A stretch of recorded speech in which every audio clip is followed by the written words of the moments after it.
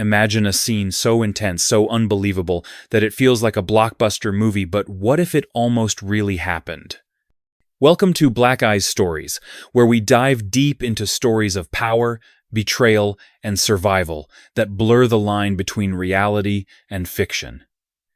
Today's episode is one you'll never forget.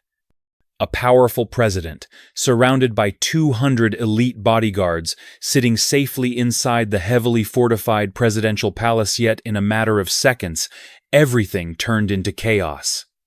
Gunfire echoed through the grand halls, an explosion shook the palace walls, and a masked assassin stood face to face with the nation's leader. Was this an ordinary assassination attempt, or the beginning of a far more dangerous conspiracy? Stay with us to uncover every shocking detail of this dramatic story and find out how a nation's fate was changed in a heartbeat. But before we jump in, let me ask you, where are you watching from today? Drop your country's name in the comments below. We love seeing how our stories connect with people all over the world. And also, how long do you usually watch videos like this? Are you someone who stays until the end, or do you prefer quick summaries? Your feedback helps us create even better content for you. If you haven't already, don't forget to hit that subscribe button right now and turn on the notification bell so you'll be the first to know when we release new stories. Trust me, the next chapters will be even more thrilling, and you don't want to miss them. So, get comfortable, grab a drink, and let's begin this incredible journey together right here on Black Eyes Stories. The sun blazed high over the sprawling city of Ouagadougou, its golden rays casting long, sharp shadows across the marble floors of the presidential palace. Inside, the air was thick with the scent of polished wood, expensive leather, and something more intangibly an underlying tension that no amount of grandeur could fully mask.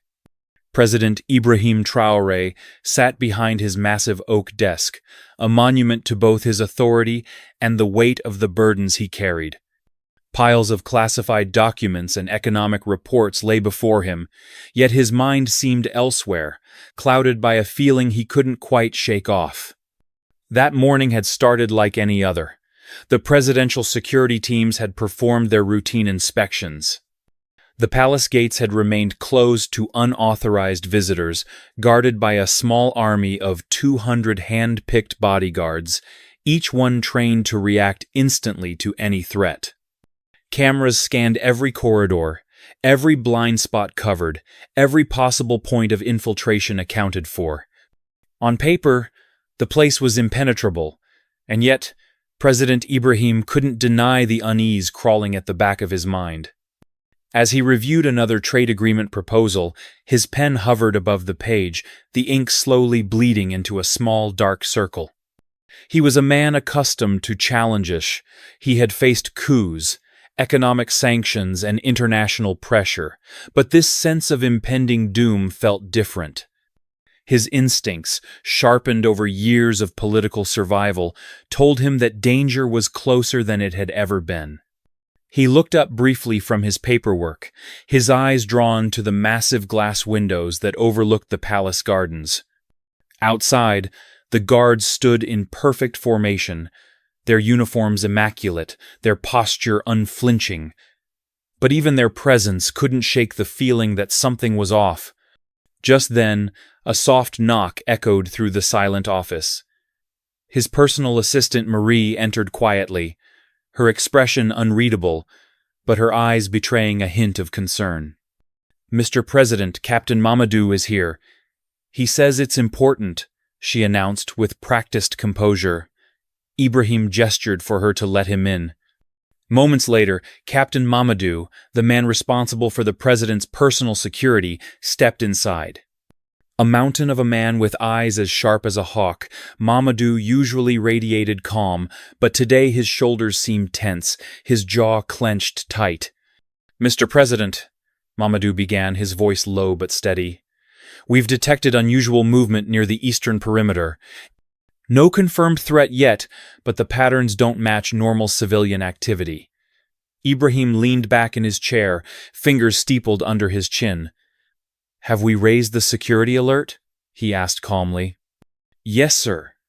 All stations have been notified. Patrol routes doubled. But I thought it best you were informed immediately," Mamadou replied. For a moment, the room fell into a heavy silence. Ibrahim stood and walked slowly to the window, his eyes scanning the courtyard and the far-off perimeter walls. The sun reflected brightly off the polished marble of the courtyard, the scene outside almost peaceful in its stillness, but that calm was deceiving. In politics, as in war, it's often the moments of perfect calm that precede the most violent storms. Turning back to his desk, Ibrahim tried to dismiss the lingering sense of unease. He had work to do, a country to lead, and decisions that couldn't wait for imagined threats. Yet deep down he knew today was different, and no amount of reason could quiet the growing storm within his chest. Back in his chair, Ibrahim tried to focus on the documents laid before him, but the ink on the pages seemed to blur. His instincts, which had guided him through years of political turbulence, refused to quiet. Somewhere beyond those thick palace walls, something was unraveling. He could almost feel the threads of a conspiracy tightening around him. But who would dare orchestrate such a plot under the watchful eyes of 200 elite bodyguards and the most advanced security systems? That was the question that lingered like a shadow over every thought. Outside the fortified doors of his office, the atmosphere had already shifted. Guards stood at heightened readiness, their eyes darting toward every sound, their hands resting tensely on the grips of their weapons. Captain Mamadou moved through the corridors like a silent storm, issuing commands with precision. The eastern perimeter was now under double surveillance, and all checkpoints had been reinforced. Yet despite the increased security presence, an undeniable tension filled the air like the palace itself was holding its breath. Ibrahim stood once again, walking slowly to the wide balcony that overlooked the courtyard. From there he could see the sprawling gardens and the precise formations of his guards below. The sun had begun its descent, bathing the grounds in a deep amber glow. Yet, despite the beauty of the scene, Ibrahim couldn't ignore the creeping sensation that this was the calm before a devastating storm. As his eyes scanned the outer walls, his thoughts wandered to the potential enemies he had made during his presidency. Political rivals, military factions displeased with his reforms, foreign powers whose interests had been threatened by his refusal to compromise. Any one of them had motive. But the real danger wasn't from obvious enemies, it was from those who wore the mask of loyalty while plotting treason behind closed doors. Suddenly, the radio crackled with urgent chatter. Ibrahim's ears caught only fragments unidentified movement, North Corridor, units dispatched. His heart rate quickened, his mind sharp and alert. He turned back from the balcony and moved swiftly toward the Situation Room, a secure command center within the palace, equipped with live surveillance feeds and direct communication to all security forces. Inside, a wall of monitors displayed every corner of the palace. Captain Mamadou stood at the center, his brow furrowed as he issued rapid orders. "Sir, we have a visual on unidentified individuals near the northern storage wing. They're inside the palace grounds but outside the main residence. No sign of forced entry." "This is highly coordinated." Ibrahim clenched his fists, his mind racing. "Lock down all interior passageways. No one moves without my direct order," he commanded. Mamadou nodded and relayed the instructions immediately. The palace went into full lockdown. Reinforced steel doors sealed the hallways, elevators were disabled, and armed guards took defensive positions at all key points. The atmosphere had changed from unease to full crisis mode. Ibrahim knew this wasn't just a security drill or a false alarm. Someone had breached the most secure location in the country, and they had done so without triggering any immediate defenses. This required inside knowledge. Someone on the inside had betrayed them. As the clock ticked forward, every second felt like an eternity. The question wasn't if an attack would come, but when. And in that moment, Ibrahim realized the most dangerous threats weren't those who approached with guns blazing, but the ones who crept in under the guise of loyalty, waiting for the perfect moment to strike. The palace had become a silent battlefield. Every corridor was locked down, every exit sealed, yet the real threat was already inside. Hidden among shadows and false allegiances, the enemy had found a way to slip through the cracks of even the most impenetrable fortress. As the tension inside the command center reached its peak, a sudden, thunderous explosion shattered the stillness. The floor shook violently under Ibrahim's feet. Dust rained down from the high ceilings, and the lights flickered for a brief, terrifying moment. Alarms blared through the halls, followed by the unmistakable echoes of gunfire. Ibrahim's heart pounded as he turned toward the surveillance monitors. On screen, chaos unfolded before his ice-armed intruders moving swiftly through the northern wing. Their faces were hidden, their movements precise, professional. These were not ordinary rebels. They were trained operatives executing a well-planned assault. "Protect the president!" Mamadou roared, drawing his sidearm as guards rushed to form a defensive wall around Ibrahim. But before they could fully secure the room, the sound of automatic gunfire grew louder, closer. The locked doors shook violently under repeated impacts. It was no longer a question of if they would breach the command center, it was only a matter of seconds. "Get him out of here," Mamadou ordered, signaling for the emergency escape route. But Ibrahim stood his ground, his eyes burning with a defiant fire. "No, I will not run from this," he declared, his voice cutting through the panic like a blade. Before anyone could respond, an ear-splitting explosion tore the command center doors apart. Smoke and dust filled the air as armed assailants stormed into the room. Everything seemed to slow down. Through the haze, Ibrahim saw a masked figure raise a weapon directly at him. A single gunshot echoed. Time stood still. For a moment, all Ibrahim could feel was the burning pain in his chest. His vision blurred as he looked down and saw the dark red stain spreading across his shirt. He staggered, his legs weak, and collapsed against the cold, hard floor. Around him, his guards engaged in a desperate gunfight, but the assailants moved with terrifying precision. Ibrahim's ears rang with the deafening sounds of battle as he fought to stay conscious. He couldn't let this be the end. He couldn't die here, not like this, not before the truth was revealed. Through the chaos, Mamadou rushed to his side, his face pale but determined. "Stay with me, sir. You're not going anywhere," Mamadou shouted over the gunfire, applying pressure to the wound. Ibrahim tried to speak, but his voice was barely a whisper. His world was spinning, the edges of his vision growing darker. Who did this?" he managed to gasp. But before the answer could come, everything around him faded into a cold, numbing darkness. The world around Ibrahim faded into a blur of muted colors and distant sounds. His mind floated between consciousness and darkness, but deep inside, a stubborn will refused to let go. Even as his body failed him, his spirit clung to life. The echoes of gunfire faded into a dull hum as his thoughts became a battleground.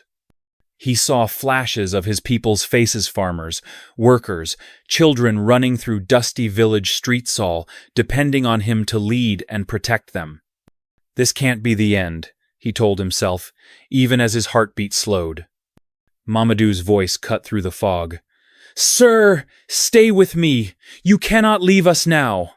Strong hands pressed against his wound, and the sharp sting of pain pulled Ibrahim back from the brink of unconsciousness.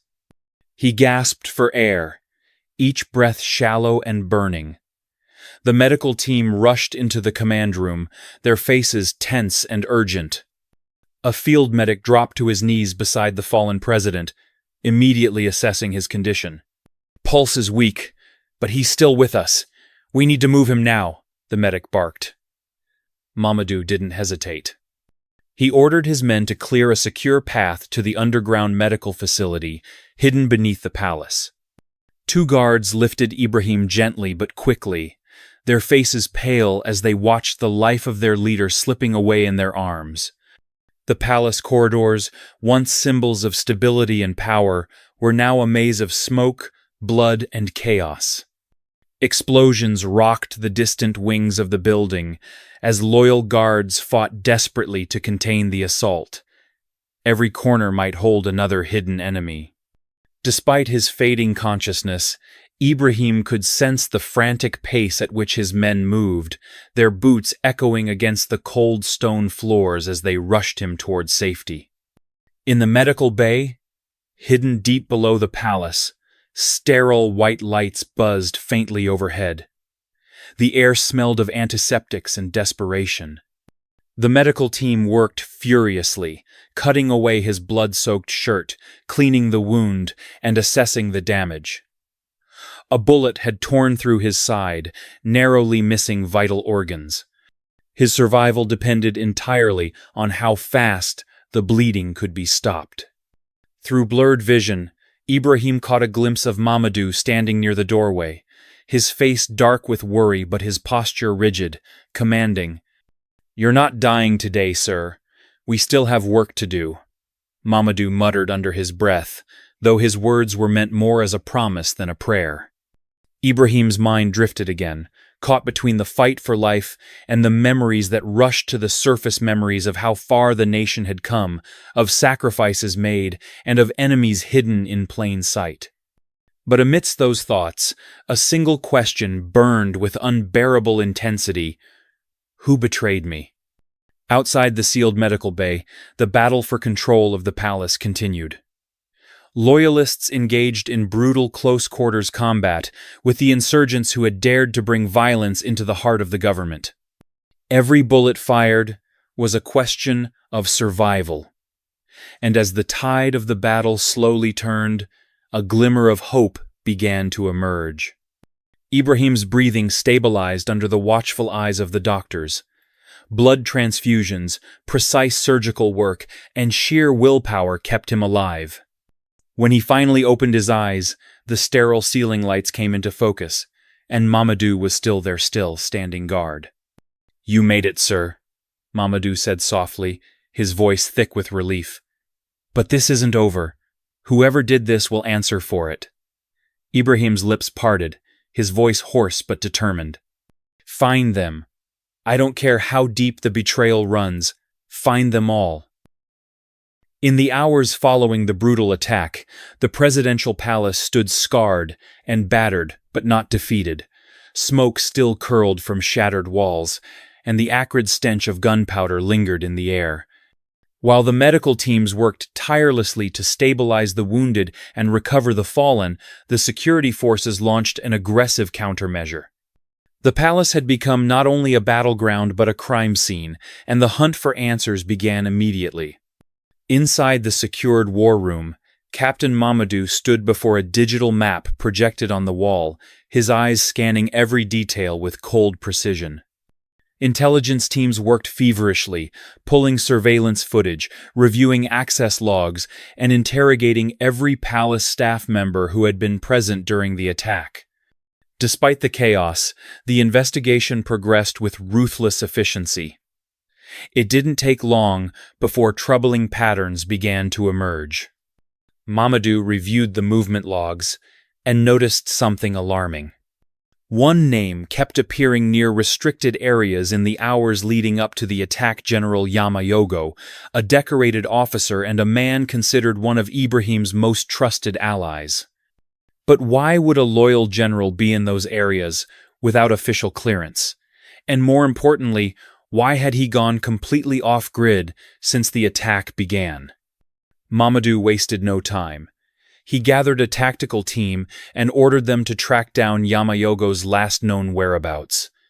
Within hours, intelligence intercepted encrypted communications, revealing a hidden safe house on the outskirts of the city. The pieces were falling into place, and the ugly truth could no longer be ignored. Meanwhile, Ibrahim, though weakened, had begun his slow recovery. Sitting upright in his hospital bed, pale but determined, he listened intently as Mamadou delivered the report. "Sir, we have strong evidence. General Yamayogo was in the restricted zones before the assault. His communications have been traced to known conspirators. He hasn't returned to the palace, and all signs suggest he's behind this." Ibrahim's jaw clenched, his eyes cold and focused despite the pain etched across his face. "Are you absolutely sure?" he asked, his voice low but sharp. Mamadou nodded gravely. "Yes, sir. The evidence is overwhelming."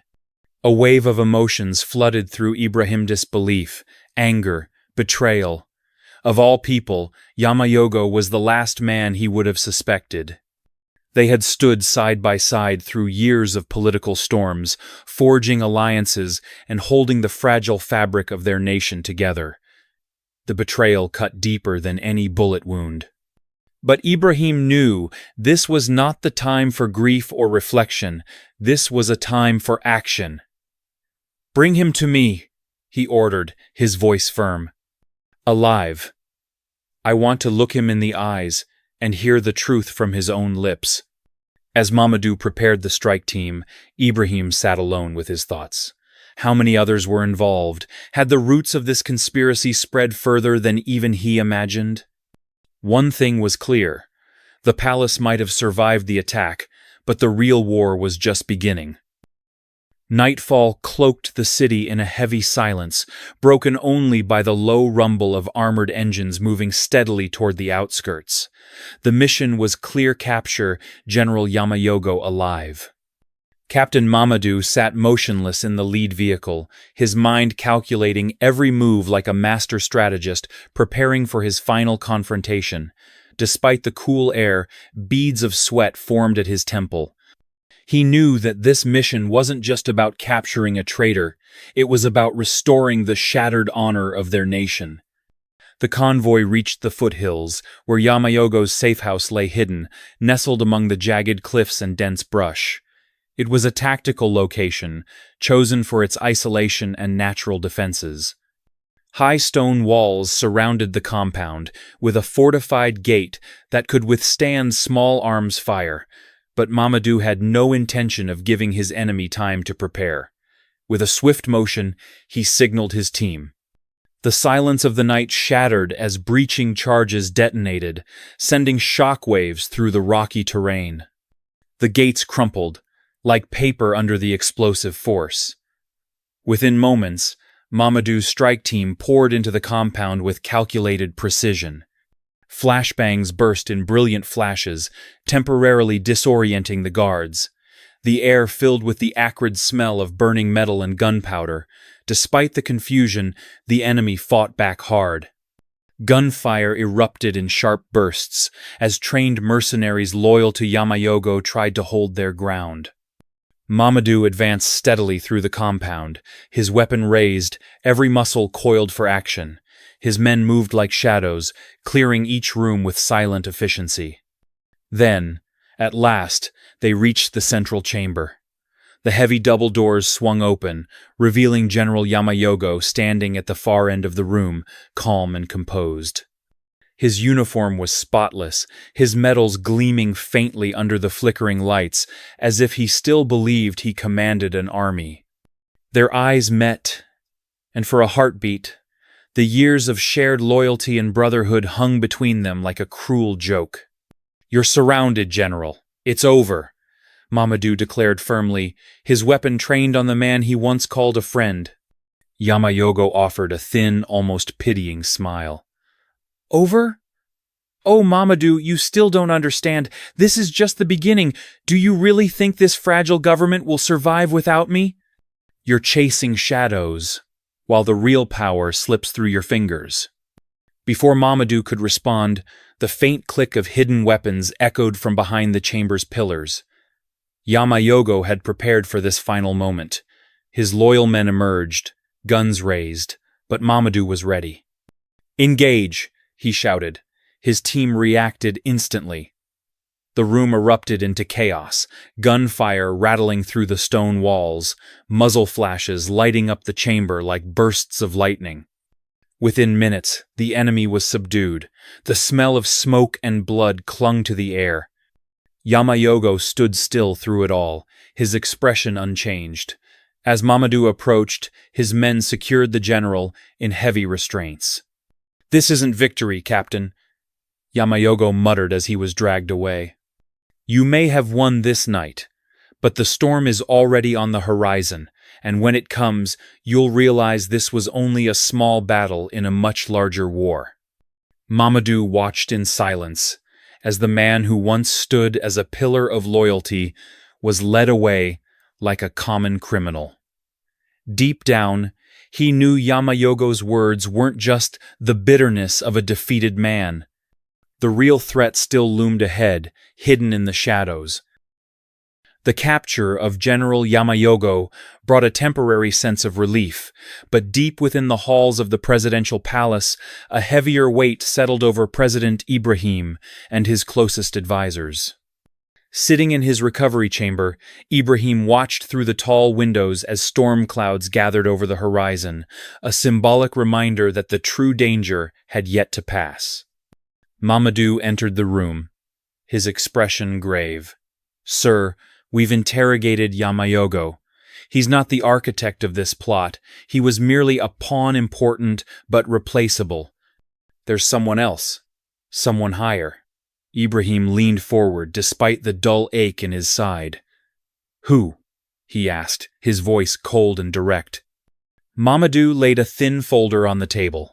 The name inside sent a chill through the room. Karamoko Diarra, a former diplomat, once hailed as a national hero for his diplomatic triumphs. Diarra had disappeared from the political scene years ago after a series of controversial deals with foreign powers. But while the public believed he had retired quietly, the truth was far more dangerous. For years, Diarra had operated in the shadows, building an intricate web of influence across financial markets, military contracts, and international alliances. He had turned from patriot to profiteer, selling the country's future for his personal gain. And now, it seemed, he was the true mastermind behind the conspiracy that had nearly ended Ibrahim's life. "We've tracked his last known location," Mamadou continued. "A heavily fortified compound on the northern border. But this isn't just a stronghold, it's a command center. He's been orchestrating everything from there."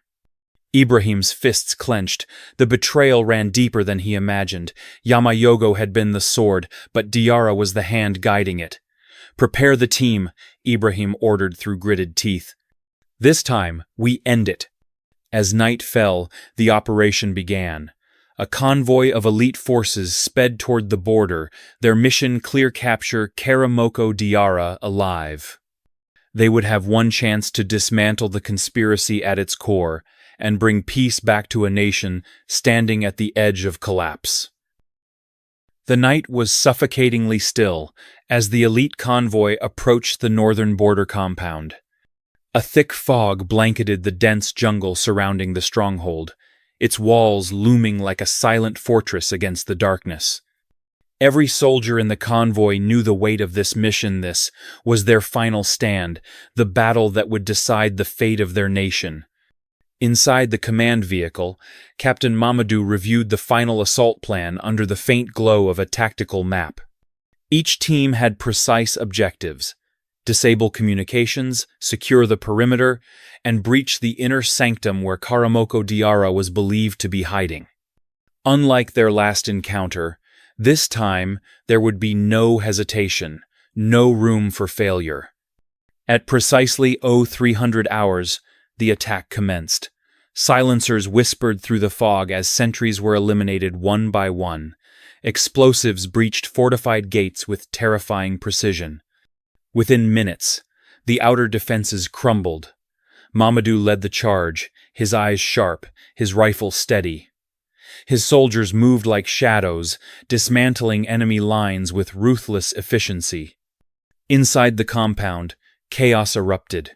Diarra's mercenaries, though well-armed, were no match for the skill and coordination of the elite forces.